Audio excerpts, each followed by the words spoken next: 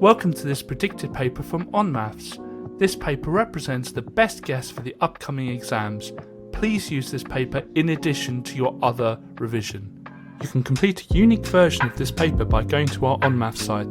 Onmaths is full of free content to help you prepare for your exams, such as topic-based papers, demon questions, and mini mocks. If you like what we do, please consider subscribing. Enjoy! Whenever we multiply two negatives, we always get a positive, so we know our answer will be positive.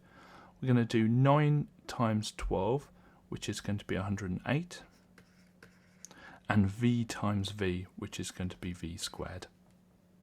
The key says that a circle represents 8 DVDs, but if we cut this into 4, each quarter represents 2. So we're looking to see how many DVDs were sold on Wednesday. So that would be 8 for this one, and then it's 2 per quarter. So 8 plus 2 is 10, plus 2 is 12, plus 2 is 14. So the answer is going to be 14. So our sequence, our nth term, is 20 times n plus 6. For the fifth term, n would be 5. So it's 20 times 5 plus 6. 20 times 5 is 100. 100 plus 6 is 106. So we have an original amount, and this represents 100% of the original amount.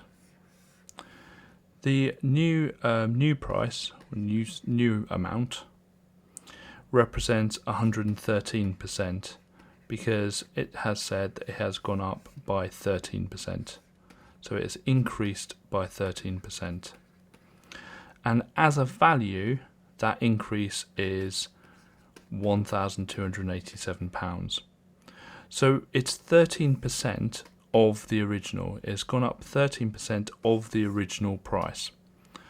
So what we're going to do is we're going to work out what 1% of the price increase is. Instead of 13%, we're going to work out what 1% is. And we're going to do that by dividing the amount by 13. And we get 99. So 1% represents £99. So 1% of the original represents £99. But the new amount is 113%. So we need to times the £99 by 113, which gives us £11,187. So the picture is now worth £11,187. So we can see that the first 4 of these have already been plotted. Now it's really important that you you do the coordinate the right way around. So the first one is number and then algebra. So we're looking at this coordinate here. We're 18 on number, which would be here, and then 14 on algebra, which would be this point here. 12 on both, so 12 and 12 would be here. And then 21 and 17, so 21 and 17 would be roughly there. With these questions, we've just got to go around and fill in what we can, and there's going to be some numbers like this one here we can't fill in yet, so we're going to have to be strategic in the order we do it. I'm going to first of all look here, and notice that the total of girls and boys is 29, the total of the boys is 18. So take away the 18 from 29 and we get 11. Next one I'm going to fill out is this one. Notice that the total for the green is 15, total for the boys who's picked green is 12, and therefore for the girls it's going to be 3. Then looking around, what's the next thing that we can fill out? We can fill out this one because the total for the boys is 18, green is 12, blue is 1, therefore we've got 5 left over. Then we can fill out this one. 2 plus 5 is 7. Then we can fill out this one. So 2 plus 3 is 5. Then plus another 6 would be 11. And then 6 plus 1 is 7. We've got to first of all find out what the y-intercept is. And the y-intercept is just where our line hits the y-axis. So the y-intercept, which we sometimes can call C, is 11.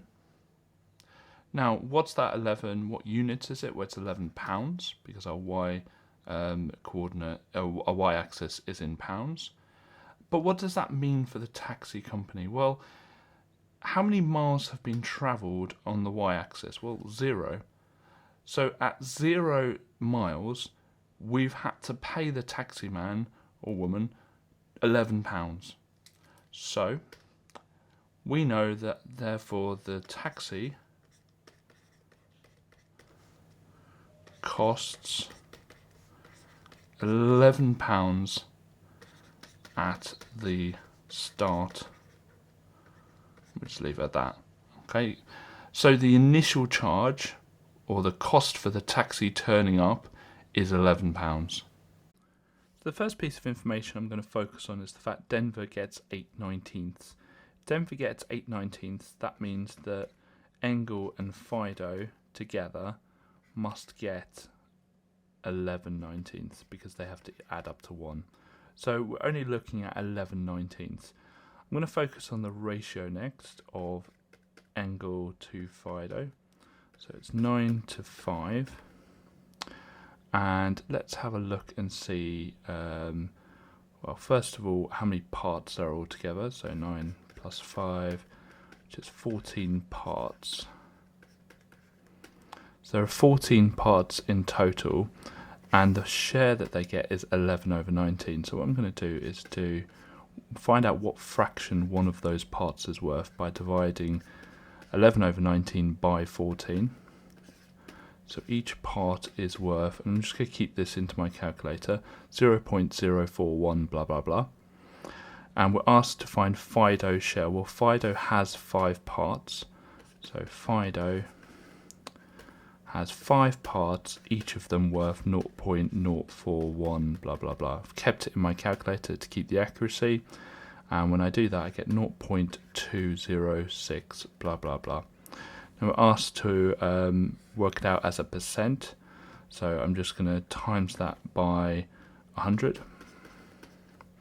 So we have 20.676 blah blah blah percent, and it wants it rounded to the nearest percent, so that would be 20%. Or actually it would be 21%, because this would round it up, so 21%. Okay, so we're going to start by writing this out a little bit bigger, give us a bit more space. So it's minus 6x is less than 60. And we're going to do our tram lines down. And we're going to start by dividing both sides by minus 6. Because that's what this is doing, it's timesing the x by minus 6. So we're going to divide both sides by minus 6. So that gets rid of the minus 6 on the left hand side. And it's going to be 60 divided by minus 6, which will be minus 10. Now we've got to be really careful here, because whenever you times or divide both sides by a negative, you must switch the inequality. So instead of pointing to the left, it's now going to point to the right. So our answer is x is greater than minus 10. So this question says that Adrian, Ben and Charlie have some sweets, and the ratio of Adrian to Ben to Charlie is 9 to 6 to 13. But it also says that Charlie got 56 more sweets than Adrian. So there's 56 more sweets. Well, looking at the actual parts of the ratio, there are 4 more parts. So plus 4 parts, which represent plus 56 sweets. So the 4 extra parts are worth 56 sweets. So 4 parts are worth 56 sweets. So 1 part would be 56 divided by 4, which is 14 sweets. So all we need to do now is work out how many parts there are. Well, there are 9 plus 6 plus 13 parts, which is 28. And each part is worth 14 sweets. So the total number of sweets will be 28 times 14. So 28 times 14 is 392. first thing to do when working out what angle things need to be on a pie chart is to add up the frequencies. So we're going to do 14 plus 7 plus 3, and we find out that that's 24. Then we're going to find the angle that one item would be. So one item is going to be, well, there are 360 degrees in a triangle, and there are 24 items. So we're going to do 360 divided by 24, and that gives us 15 degrees. So each item is worth 15 degrees, or will take up 15 degrees. So to find out the angle for red, well, we've got 14 items, times it by 15, and that will give us 210 degrees. And we're just going to times each of these by 15, which would be 105, and the final one times 15 is 45 degrees. Add them up and they add up to 360, which is good. They need to add up to 360. So we get our protractor, rest it on a pie chart. Now we know 180 is down here, so the first thing we're going to do is just mark that on, because the first angle is going to be 210, so we know that's 180 so far. So I'm going to turn my protractor around, and from 180, 210 will be another 30, so I'm just going to plot that on. And then I'm going to join it up. So start at the center and join that up. And we're going to stop when the circle stops. Then to do 105, we're going to put our protractor in the middle. And we're going to look at 105, which will be up here. And then we're just going to join it up with a straight line. And then we're just going to check the last angle. And so if I put my protractor on it, and it is 45 degrees. Perfect. Now, an important step to not miss is you need to label them. And so the first one is red, the second one is blue, and then the final one is other. To find the exterior angle of any polygon, we do 360 divided by the amount of sides. These are decagons, which means they have 10 sides. So the exterior angles will be 36 degrees. And the exterior angle is just an angle that kind of continues on. You just continue on from the side. So this one here is the exterior angle of the left-hand decagon. And this one here is the exterior angle on the right-hand decagon. So altogether, the angle A will be 36 plus 36, which will be 72. So our answer will be 72 degrees. So the first thing we need to do is work out the mean for the data in the table. So to start off doing that, we're going to work out the midpoint of each group. So we've got 80 to 85, and to find the midpoint, you add the 80 and the 85 together, then you divide by 2. So this will be 82.5, then 87.5, then 92.5, then 97.5, and then finally 100 plus 105 divided by 2 is 102.5. Next we need to find the FT, which is just the frequency times the duration of calls. Now in this first group we're not timesing it by 80 to 85 or anything like that, we're timesing it by the midpoint, so our midpoint effectively becomes the T. So we're going to do 15 times that, which will be 1237.5, and we're just going to keep going and multiplying each of these together.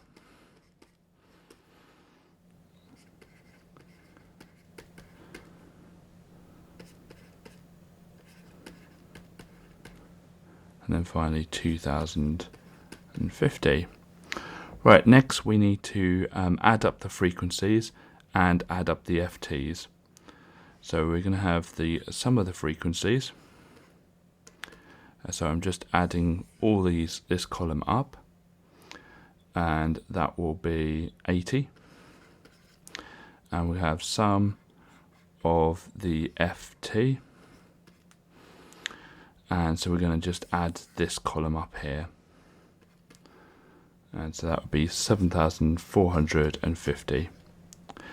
So what this column represents is all the numbers added up together. this column represents how many numbers we have. So to find the mean, it's all of the numbers added together, which will be 7,450, over the amount of numbers we have, which is 80. So when you do that, we get 93.125. Now this question is about the improvement that we've made, or that the manager has made, the call centre's made. So we're looking at subtracting the 93.125 away from the last week, which was 105. So we're looking for improvement.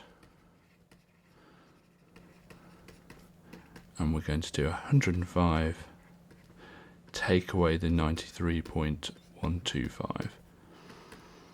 And that's going to be 11.875. Now it does ask for 2 decimal places, so that will be 11.88. So 7 times 10 to the power 4 is going to be 7, and it's going to be 70,000. And 9 times 10 to the power of 7 will be 90 million.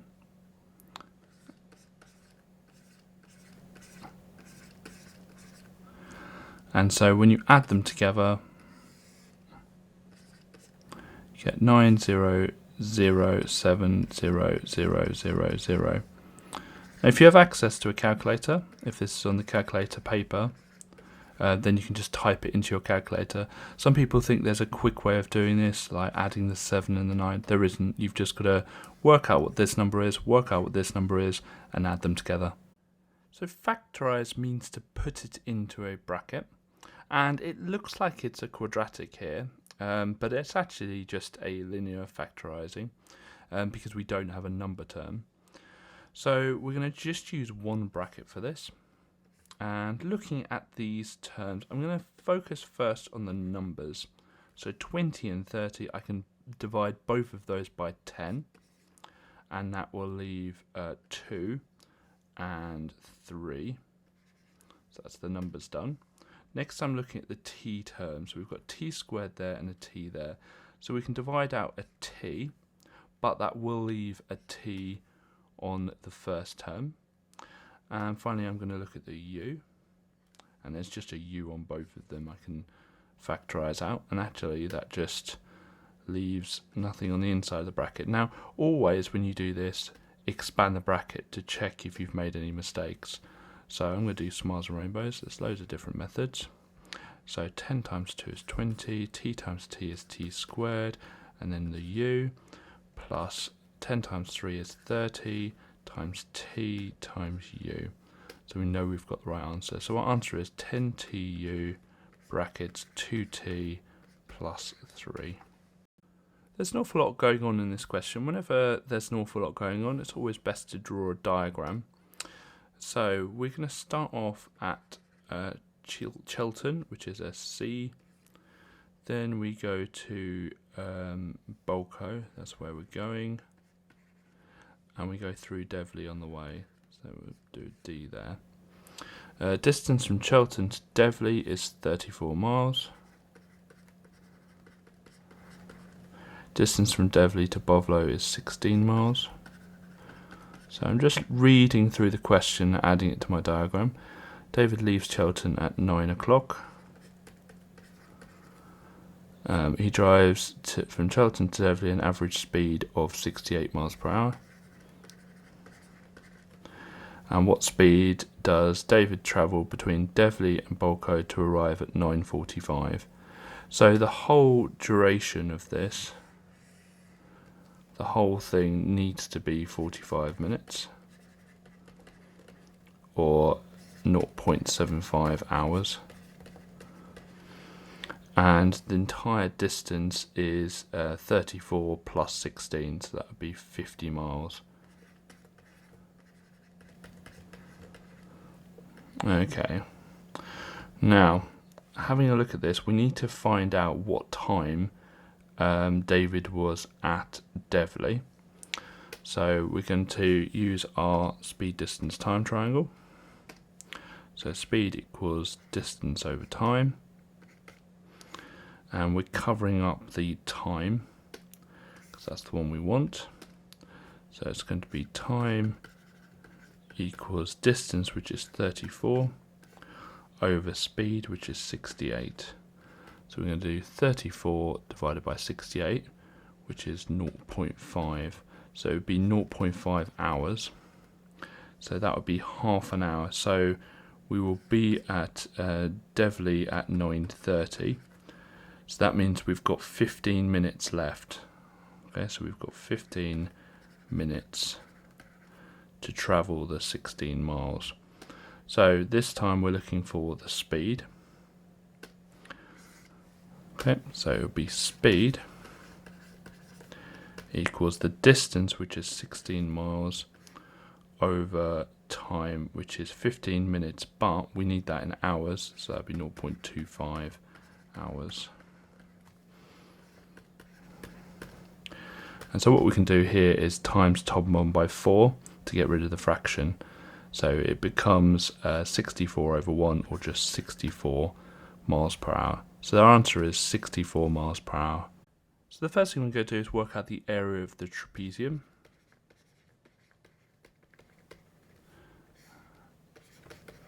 And the formula for that is half brackets a plus b times h. Now a and b have to be the parallel sides. So here we've got the two parallel sides here. Just pick a different colour. Here and here. So that is a and b. And then the h is the perpendicular distance between them. So perpendicular means it hits it at right angles, so that's what we've got here. So the area would be half times a, which is 28, plus b, which is 14, times the height, which is 14. And so that would be 294. Next we'll do the circle. Now it doesn't look like we've got anything for the circle, but actually the height here is actually the height of the circle as well. So the height of the circle is the same as the diameter. So the diameter of the circle is 14. Therefore the radius would be half of that, which is 7. And the area of a circle is pi times the radius squared. So it would be pi times 7 squared, which will be 153.938 blah blah blah. Now keep that in my calculator, because next thing we'll do is the shaded area part, and it says we want to work out the area of the shaded region. So the area will be the total area, which will be the trapezium, take away the area that we don't want, which is this bit here, which will be the circle. So the trapezium's 294, the circle's 153.93 blah blah blah, and when you do that you get 140.061 blah blah blah. It says it wants it to 2 decimal places, so it would be 140.06. So the symbol here basically means and the way I remember it is if you draw that symbol and just put a line through it, you can make the word and. So we're looking at the probability of getting something that is in A and C. So the only ones that are in A and C are this 8 and this 9 here. So we're going to just add the 8 and the 9 together, which give us 17. Now we need to then work out how many numbers there are in total, so that's all of them. So 4 plus 8 plus 9 plus 5 plus 8 plus 3 plus 11 plus 6. So we need the total, which is 54. And then we get the 17, and we put that over the amount in total, so over 54. So we're going to first of all work out where 9 is on the y-axis. Well, we've got 8 here and 10 here, so 9 will be halfway in between. And what we're going to do now is just draw a line across at 9, and then wait until it hits the line, and then we're going to draw a line down, and you can see here that x is 1. So our answer is that x equals 1. So it's really important, first of all, we make clear about how we convert things. So if I've got a unit in kilometers and I want to convert it into meters, then we know we just times it by 1,000. So 2 kilometers is 2,000 meters. But if I have something in kilometers squared and I want to convert it into meters squared, I actually times it by 1,000 squared, which is 1,000 times 1,000. Okay, so I'm actually times it by not 1,000, but 1,000 squared. So that's another 3 zeros. You can see here that that's 1,000,000. So we times it by 1,000,000. So 13 kilometers squared is going to be the 13, and then it's going to be times by 1,000,000. So 1, 2, 3, 1, 2, 3. So it's going to be 13 million. Now, it says here the farmer must pay 1 pence tax for every metre squared. So this is going to be 13 million metres squared. And so that's going to cost him, or her, 13 million pence. But the answer is going to be in pounds. So we just need to get rid of 2 of the zeros at the end. So it's going to be 13, 1, 2, 3, 4. So it's going to be £130,000. So we're told that from 14 people who liked football, so we've got 14 people here who said yes, they do like football. So we can fill up the 14 here. Now, we're told we started with 31. Therefore, if 14 liked football, then 17 must have not liked it. Carrying on the sentence, it says 4 like rugby. So 4 of those liked rugby. And we had 14 to start off with down this strand. And so that must mean that we've got 10 who don't like rugby. So of those 14, 4 liked rugby. So therefore 10 must have not liked rugby. But what about the bottom section? This part here. We've got 17 who didn't like football. Where it says from the people who did not like football, 6 liked rugby. So we've got 6 there, and that must mean that we've got 11 who did not like rugby. The formula y equals mx plus c includes this m, and the m means the gradient. So if we're looking for something that is parallel to y equals 9x plus 18, we're looking at this number here. And for it to be parallel, it needs to have the same gradient. So we could just write y equals 9x plus or subtract anything.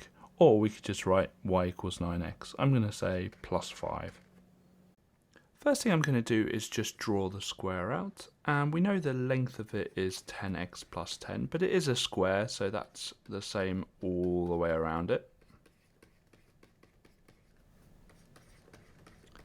But we're also told that the perimeter is 440, so the perimeter is 440. So what we can do is we can work out the perimeter in algebra by multiplying 10x plus 10 by 4, or just adding up the 4 lengths that we've got. So we're going to do 4 times 10x plus 10. But we also know that that is going to be 440 because we're told in the question that the perimeter is 440. So put our lines in because we're going to solve, and we're just going to start by expanding the brackets. So that'll be 40x plus 40 equals 440. Then we're going to get rid of the plus 40 first, so take away 40 both sides. And so that'll be 40x equals 400. And then we get rid of the 40 before the x, so we divide both sides by 40. And we've got x equals 10. So our answer is 10. We know that when you multiply powers with the same base, and here we've got all these as base v, you add the powers. So we're actually looking at what do we add to 11, which is this one here, to get to the 15. 11 plus 4 is 15. So w therefore equals 4. So for us to work out the average speed, so we've got to first of all remember the triangle. So average speed is total distance over total time. and we're told to find the average speed before stopping. So stopping is shown with a horizontal line on a distance time graph, so it's up to this point here. So the average speed will be the total distance, which would be 20, over the total time. So 9:30 to 10 will be 30 minutes, but since our unit will be kilometers per hour, we need that in hours, which will be a half. And 20 divided by a half is going to be 40. So our answer is going to be 40 kilometers per hour. What I'm going to start off by doing is rearranging this equation so that it kind of matches this one. So I'm just going to write it down.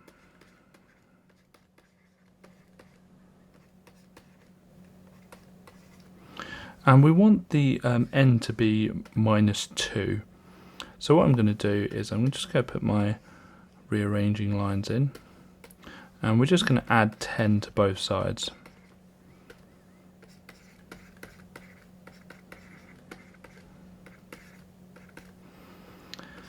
Now, we've already got this line drawn for us on this graph, and so all we need to do is draw this line. So we've got y equals 10x squared plus 8x minus 2 drawn for us. We just need to draw this line, which is y equals 10, and see where they cross over to find the solutions. So y equals 10 will be all the way up at the top. Let's just make sure I get it nice. There we are. I need to move that up a little bit. There we are. And let's read off the values that that gives us. So it comes down here, and it comes down here. So the values it comes down to are minus 1.6 and 0.8. And those are our solutions. First thing we need to do is work out the volume of this prism. And it's a trapezium based prism. So the volume will be the area of the cross section, or area of the trapezium, times the length, how 3D the prism is. So trapezium is half a plus b h, and then times the length. Now a and b are the two parallel sides, which will be this one and this one, and then the h is the perpendicular line that hits both of them at 90 degrees, which is what perpendicular means, between the bases. So this will be the 25 meters here. So it's going to be half, and then we're going to add 1 and 5, times that by 25. The length is how 3D it is, so it would be that 10 there. So we're going to times that by 10. And that will give us 750. So it's 750 meters cubed. Now, there is a little formula we can make for the rate. So the rate of anything, for this, will be the volume gained over time. Now, with this question, though, we're interested in the time it will take. It says how long will it take. So we're actually looking at the time. So it will be time equals the volume, which is 750, over the rate, which is 15. So 750 divided by 15 is 50. So it will take 50, and let's have a look. It says per minute. So it would be 50 minutes. First thing I'm going to do is add these column vectors. So we're going to add the tops first, and then we're going to add the bottoms. So it's plus minus 14. And so at the top it would be minus 4, and 11 take away 14 is minus 3. Then I'm going to pick a point on my shape, and the the top one tells us how far right we're going. So we know we're going 4 to the left because it's obviously a negative. So we're going to go 1, 2, 3, 4. The bottom one tells us how far up we're going. Well, it's going to be down because it's a minus 3. So 1, 2, 3. And we can do that for each of the other points. So 1, 2, 3, 4, 1, 2, 3, 1, 2, 3, 4, 1, 2, 3. And when we've done that, we can join them all up with straight lines. And label the new shape B.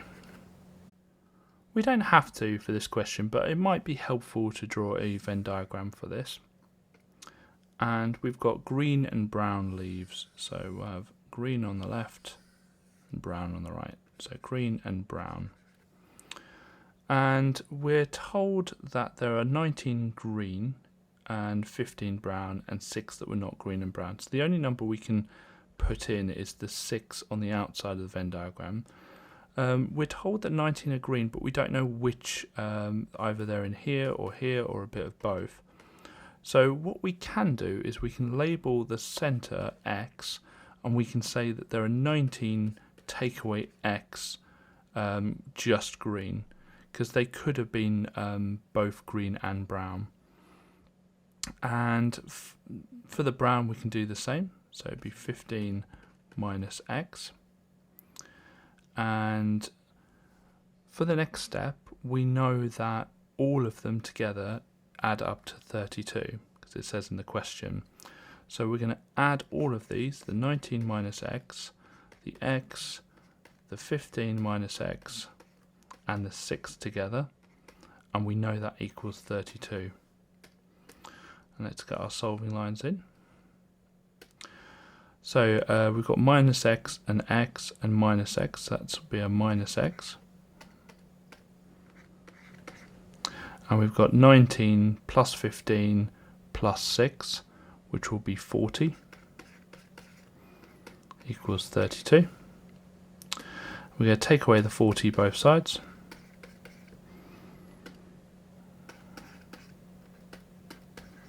And we can just times by minus 1 both sides to make them both positive.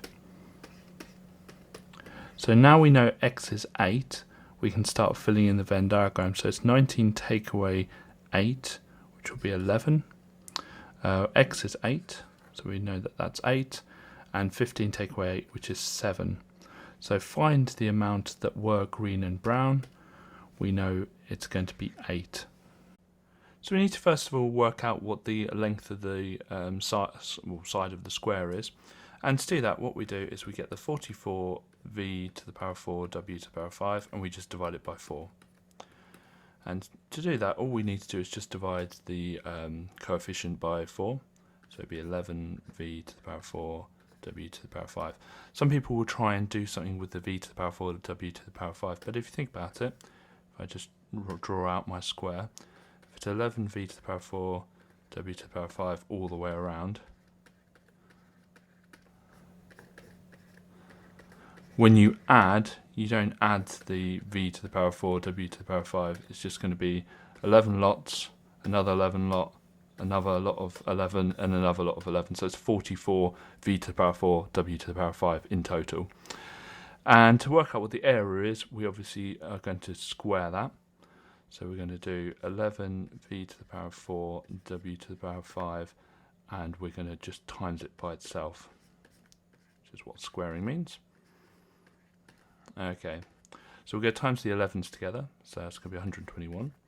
Going to times the v to the power 4s together, and remember with indices, if you times two powers of the same base, and they're both v, then we just add the powers together, so that'll be 8.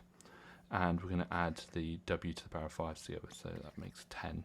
So it's 121 v to the power of 8, w to the power of 10. When it's said that y is inversely proportional to x, it means that y changes as 1 over x changes.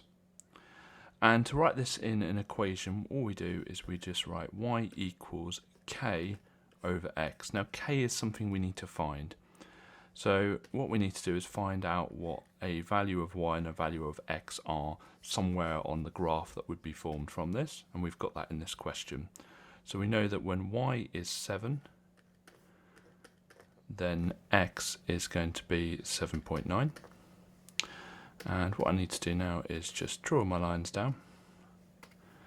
And what I'm going to do is I'm going to just times both sides by 7.9. And so we have k equals, and it'd be 7 times 7.9, which is 55.3.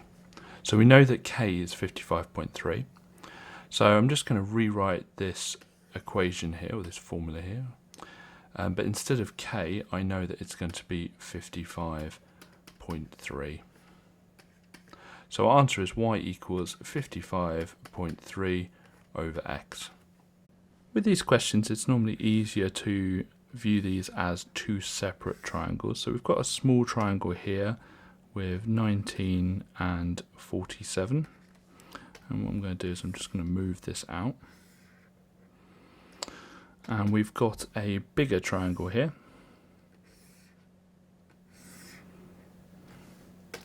And we've got, well, we've got a bit of, we don't really know what any of the sides are just yet, but we can work them out.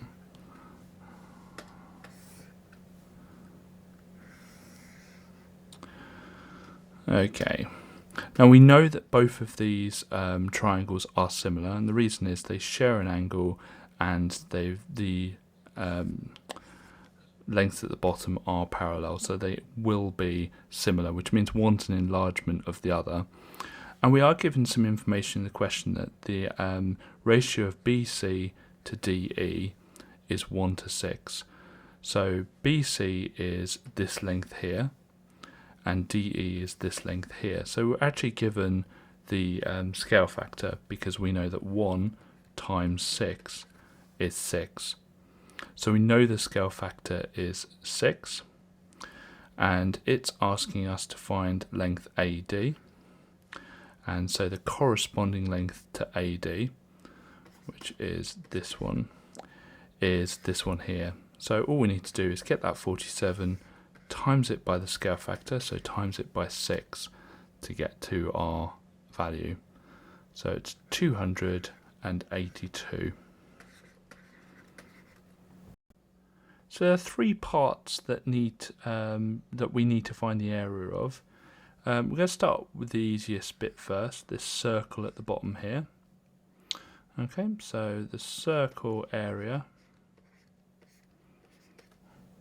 is just going to be pi times r squared, and the radius is given to us at the top, which is 9, so it's just going to be pi times 9 squared, and that would be 254.469 blah blah blah.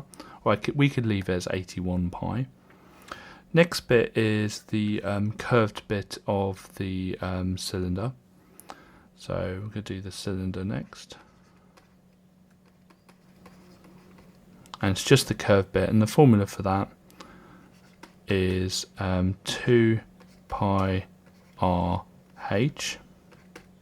So 2 times pi times the radius, which is 9, times the height, which is 30, and that will give us 1696.460 blah blah blah.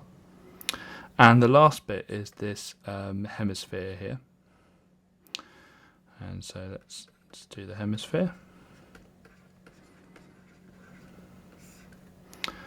And the formula for the area of a hemisphere, well, this full sphere is 4 times pi times r squared, but because it's a hemisphere, it's half of that.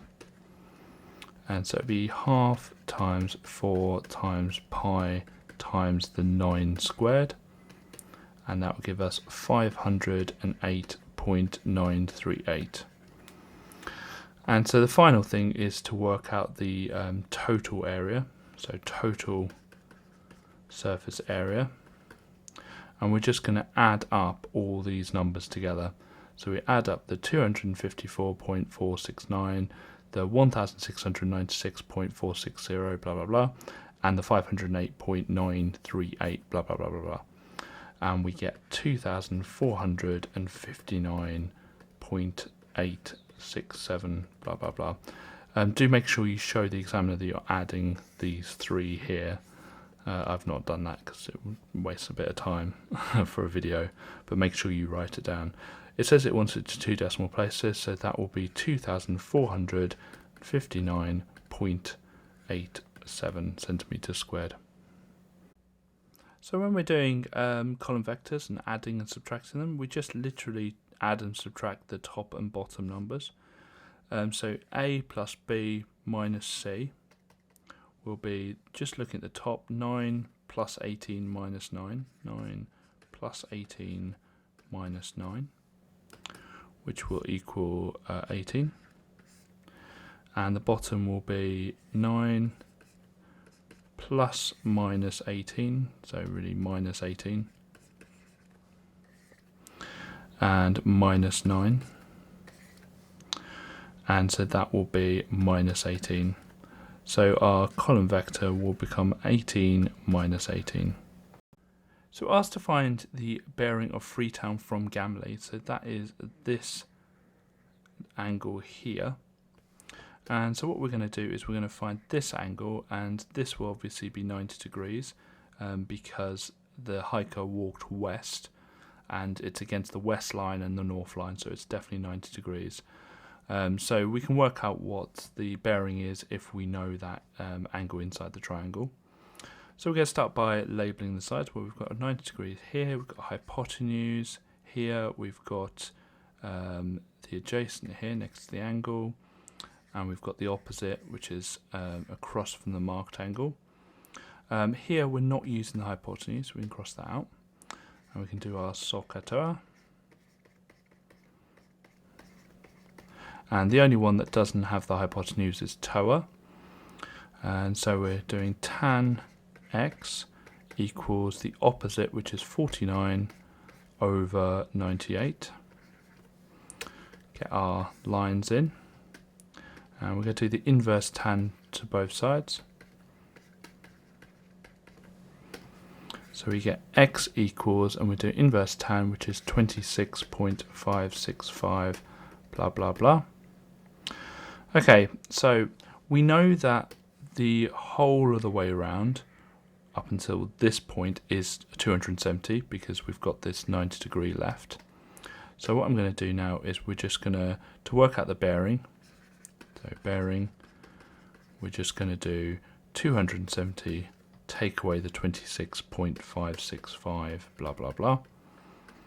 And that gives us 243.434. blah blah blah. It says it wants it to the nearest whole number, so that's going to be 243. You can complete a unique version of this paper by going to our onmaths site. onmaths is full of free content to help you prepare for your exams, such as topic-based papers, theme and questions, and mini mocks. If you like what we do, please consider subscribing.